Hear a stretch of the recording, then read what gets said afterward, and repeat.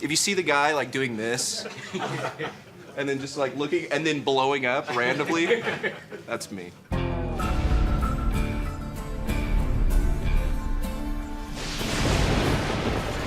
You know, our previous game, Warhawk, of course, multiplayer only, and has a really strong multiplayer community. Actually, interesting note, was the first game that I've worked on in my career that built up a community around it, which was a really neat experience because we had some pretty rad fans.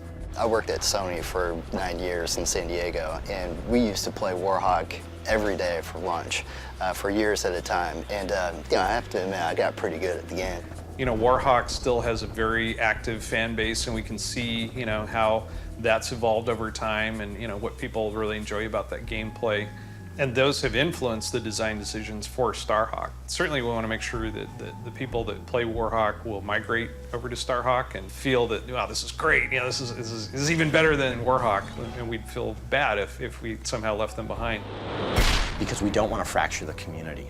That was something we learned from Warhawk, that we want to try to keep the player base as tightly coupled into the same pool of players as possible.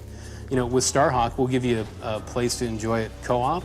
We'll give you a place to enjoy it by yourself. I expect a large percentage of those players are going to go online. And at this point, what we're doing is adding content, say for certain solo missions, as well as continuing to refine what we already have. Go. We'll go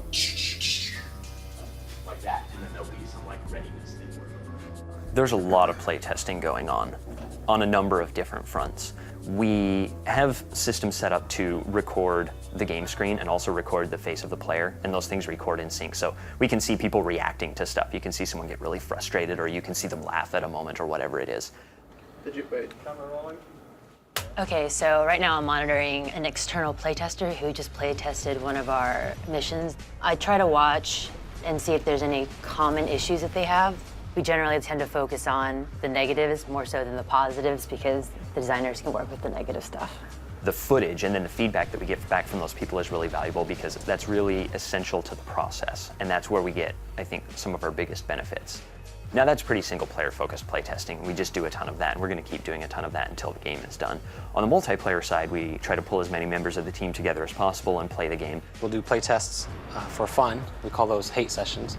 So we'll have everybody get in the game, play it, everybody write down notes of what they hated, then we'll go meet in the conference room and everybody just run down your notes on what you hated. Because we don't get caught up in the stuff that we like. We all have fun playing it. But I think a lot of games go wrong because they did not have enough critical eye on removing the stuff that sucked. So that's really kind of the focus of where we're at. We're more interested in hate than love because those are the things we want to fix. The things we love, fine, we'll leave those. But the things we hate, we're going to see what everybody has in common about it, and we'll try to address those. We have a blast when we do multiplayer sessions. They're a lot of fun. You know, you got these guys on your butt and they're shooting you, and then all of a sudden you lay down like a turret, you know, and just mow them down. I mean, there's nothing like that.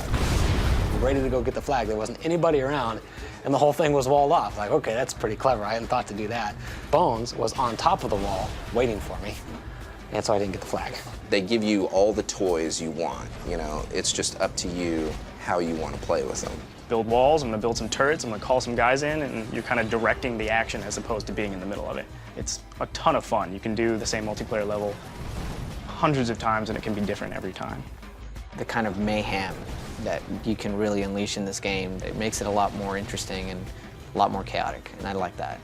And all this stuff is just dropping in from space around you and building up, and there's kind of a lot of racket and dust and impacts and stuff, and it feels kind of cool. And when all of the dust literally settles, there's a base here where there wasn't anything before, and that feels kind of neat. So it's not just, I want a gun. It's, I want an entire base. I want a whole strategic approach. And so we're a third-person shooter, first and foremost. But we also give the player lots of different ways to participate in that action.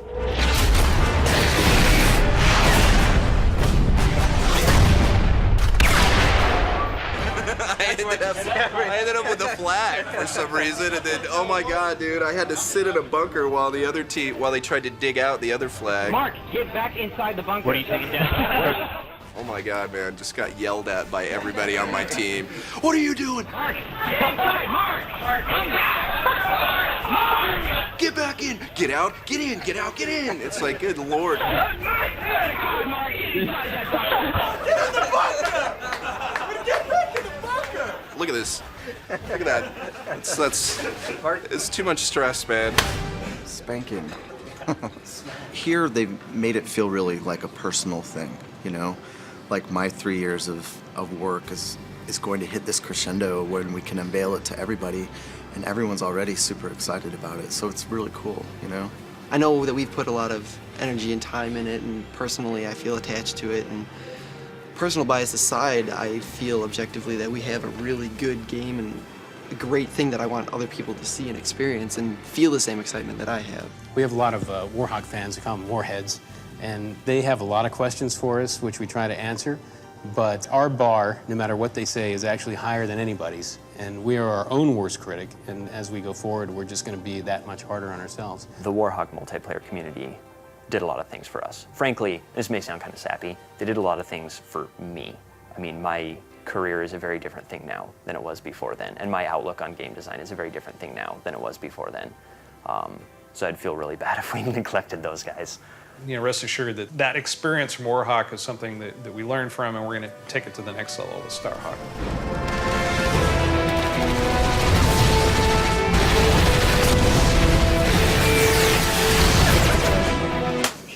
There we go. That's good stuff. Loves the boom mic. There we go. What about? There's another guy. Let's see if it showed up. Let's see if there's anyone responding yet. This guy says, it looks like one of you guys, it might be you or you, look like he's pretty sure one of you guys is a serial killer.